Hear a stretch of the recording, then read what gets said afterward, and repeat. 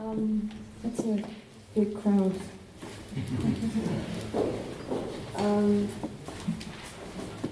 I was invited to participate in this event a few days ago, and I think it's great that.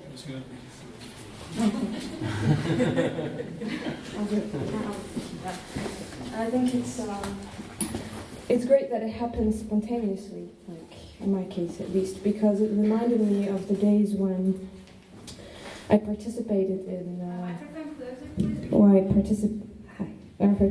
in similar situations where we had to organize ourselves to think about new strategies of resistance, and that is Egypt. I come from Egypt, and I lived through 2011, the revolution, and I worked on with different people, with lawyers, with artists, with activists, on changing things on the ground. Some of the things that we were doing felt very small, and they had to do with individuals. It had to do with releasing individual prisoners from prison.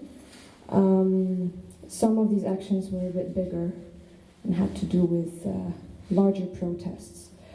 I prepared something. Helps me focus. Today's meeting can signify a new beginning towards perhaps not only revisiting strategies and forms of resistance that already exist, but new methods, utilizing hands-on information that can activate something relevant to current political transformations, failed revolutions, no revolutions, wars, migrations. How can one activate an urgency to resist as a collective, but also as an individual? As this moment will quickly pass, we need to use it well. It is an opportunity. I learned that in 2011 when we had what I once believed to be a revolution. It did not end well. In fact, the repercussions were and still are catastrophic. But there was a moment before the massive arrests, before the military trials on civilians, disappearance cases, torture, where there was a small window, an open void where conversations between people were possible, when they were not as criminalized as they are today. I participated in meetings that were organized by different groups and individuals, cultural workers coming from both the independent world and the ex-representatives of the Ministry of Arts and Culture back in Egypt, who revolted at the time against the previous regime, or perhaps because they were given a way out, a new beginning. There were others involved in these meetings. It wasn't only artists for artists, but it was a mixed group, and I found that very useful. I learned a lot from that. There were doctors, activists, lawyers, revolutionary socialists, a huge list of people. We're all in this together. The question started with how to change the way things are run, how to create a more horizontal space that does not fall under the same infrastructure offered by previous leaders, how to open the platform where leadership is not subjected to one person, but to its audience, sort of like the origins of theater, where one has to acquire a ticket to participate, to become an actor or a storyteller, where one takes responsibility. Finally, how to identify the spaces of resistance and how to make use of already established strategies of resistance, where through the act of protesting or the performance of subverting violence, one becomes stronger as an individual, but also as a group. How to change already predefined laws, such as the anti-protest law, and how to protect civilians from being subjected to a military tribunal. How to make use of an opportunity which requires a lot of dedication and withdrawal. How to talk about funding and how to resist funding that is connected to corporations that also carry out violence, subjecting its workers to enslavement. Finally, how to live within, and the list grows. I mean, it's something that I feel is kind of, we've been revisiting these topics together. And to me, it's the space of today is a nice introduction that I would like to continue.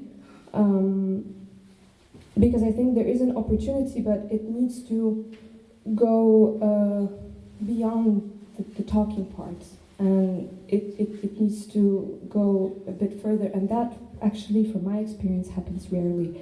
I've been to a lot of events like these. There was a lot of interest in the Egyptian art and the Egyptian revolution at the time. There was a lot of curators who were parachuting in and out of Cairo and making entire biannuals out of these thematics. Very few actually addressing the on-ground, hands-on work, or utilizing that work, or perhaps not utilizing that work at all, but becoming that.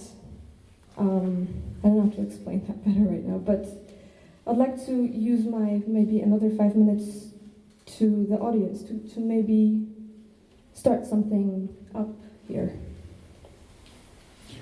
How do we utilize what we already have? What do you think makes the transition from just talking to actually getting hands-on?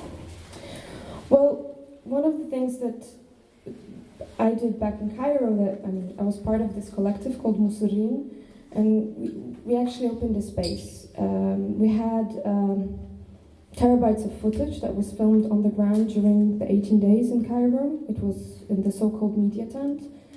And the material was filmed by protesters, by artists, by filmmakers, by different people. And after the 18 days, we had all this footage, and we knew that the revolution, at the time that the revolution continues, but we knew that right now we cannot do it on the street no more. Not in the same capacity, at least. So what we did is we were trying out different strategies. And one of the things that we organized with that footage is public screenings. And we had public screenings, and it was very important because it was about countering states' narratives that were on television, that people believe. So it was about creating public screenings where people could come and also participate in the discussion, like the general public, the ex-protesters as well, who are no longer protesting, but also to exchange footage.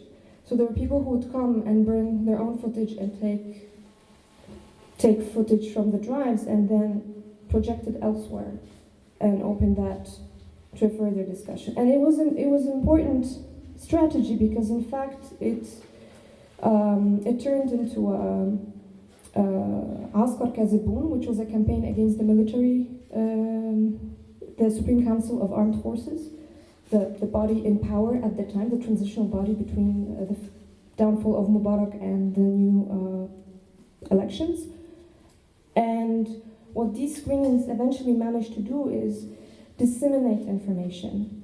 So there was no one group that was traveling, organizing screenings, but suddenly it was the information that was traveling. And we managed to register that there was around 500 screenings in one of the following years, which then were televised because they couldn't get away with it anymore. So the material was being televised. So this is a very specific strategy that has to do with my country. But I think we have to think about these strategies in reference to our own countries, in reference to, for instance, the migration. I worked with people coming from Africa in Amsterdam, and they're thinking about their own strategies within their own world, which really is very different from everything else that we know about them and their lives. We actually know very little about their daily, very basic problems that they're dealing with. For them, the strategy is to inform about that. So what we're working on right now is how to bring their world, which is really oppressed and cut out of everything else. It's a strategy from the government for people not to see. This is not Amsterdam. No, this is Amsterdam. It's a huge part of Amsterdam. Those people live in parks because they don't have a place to sleep. They're not allowed to sleep anywhere else. Anyway, so I think maybe to respond is we need to perhaps bring a problem out and think how to address it, even if it's on a much smaller scope of a problem.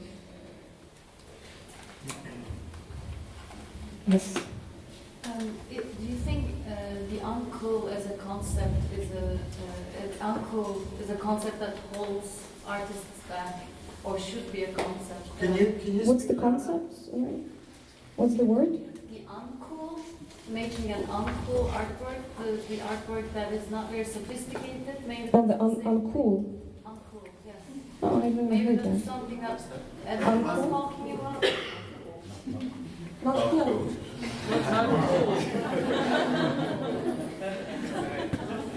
Maybe it has something to do with your complexity thing. Right. I don't know.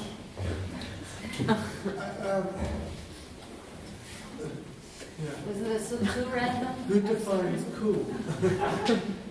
Nike. No, because you say we should keep the complexity. Absolutely. Yeah, but that complexity, is it something cool that we, like it resonates in this art room or in the art world? Or if it's only about visibility and distributing the information, can it also be not complex and uncool, quote unquote?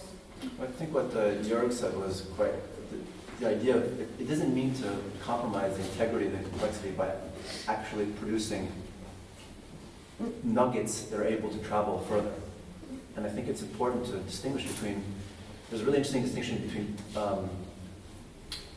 an Iranian artist, C.R. Majani, he defines populism. He says there's nothing wrong with populism if we define it by making the highest achievements of humans more available, but not accessible. Meaning availability means it's open to everybody, but accessibility is it's only accessible if you invest in it. Mm-hmm. So I don't think the two are mutually exclusive, the idea of complexity and coolness. Can I don't want to interrupt, but I just think let's be strict in terms of the format and let you finish. Well, I'm done. So I think this is cool. So. Or move on if there's other Ireland's questions. going to speak and then Yeah. you're going to Yes. open it up Of course. to the whole. Yeah. Yeah. Thank you. Thank you.